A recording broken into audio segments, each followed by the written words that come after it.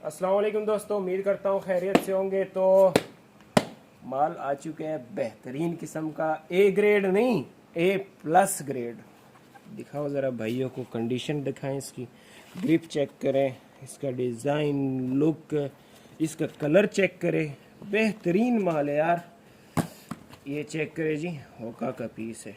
ओए होए होए होए, लोग मरते हैं यार होका देख के। चेक तो करें यार इसकी condition, design, colour, outclass चीज़ है मेरी जान। ये देखें, A6 का जोड़ा है बेहतरीन। इसका मैं ओवरव्यू दे रहा हूँ सिर्फ, ये चेक करें जी। ग्रिपर भी है इसमें जोड़ा मोड़ा, तो जिस भाई को ग्रिपर नहीं चाहिए वो अलग कर देंगे, ठीक है।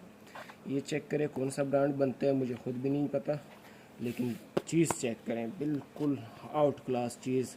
कोई बंदा साबित करे कि ये इस्तेमाल हुआ है, चैलेंज है। यूज़ में इस तरह का माल भी आता है जिसे कहते हैं ना A+ ग्रेड, वो ये वाला चीज़ है, ठीक है। तो जिस भाई को चाहिए, इसकी डिटेल वीडियो जो है मेरे YouTube चैनल पे अवेलेबल है।